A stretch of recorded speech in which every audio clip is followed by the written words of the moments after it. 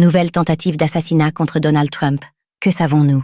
Dimanche, Donald Trump a essuyé une nouvelle tentative d'assassinat tandis qu'il faisait une partie de golf sur son terrain de West Palm Beach. Que s'est-il passé?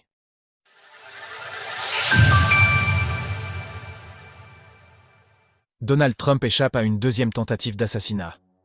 Dimanche, le candidat à la Maison-Blanche Donald Trump a fait l'objet d'une nouvelle tentative d'assassinat.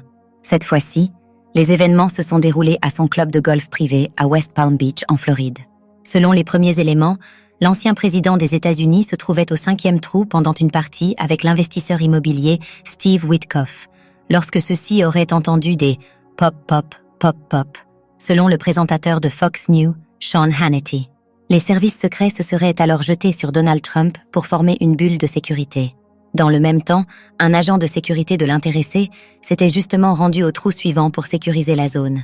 C'est là qu'il aurait aperçu un canon de fusil sortir de buissons situés à une distance comprise entre 365 et 460 mètres et que des coups de feu ont été engagés. Le suspect a alors pris la fuite en laissant notamment sur place un fusil d'assaut AK-47 points. Un témoin permet l'identification d'un suspect.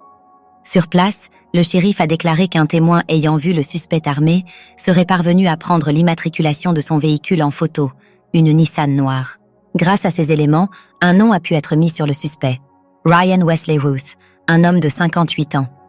Celui-ci a alors été appréhendé un peu plus tard, à 65 km du terrain de golf. Tandis que l'heure est aux suppositions, il faudra attendre la suite de l'enquête pour tenter d'en savoir plus sur les motivations du suspect. De son côté, le FBI a officiellement qualifié l'événement de tentative d'assassinat apparente. Sur son réseau Truth Social, Donald Trump s'est exprimé, parlant d'une « journée intéressante ». Je voudrais remercier tout le monde pour votre sollicitude et vos bons vœux. C'était vraiment une journée intéressante.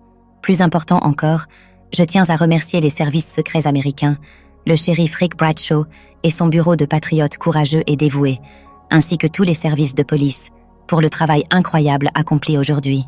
Après l'attaque du 14 juillet ayant entraîné la mort d'un militant et celle du tireur, cela constitue la deuxième tentative d'assassinat contre Donald Trump en l'espace de 2 mois.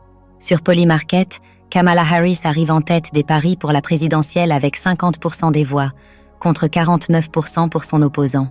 Dans le même temps, le même coin MAGA a perdu 11,15% en 24 heures et s'échange désormais à 2,13 $.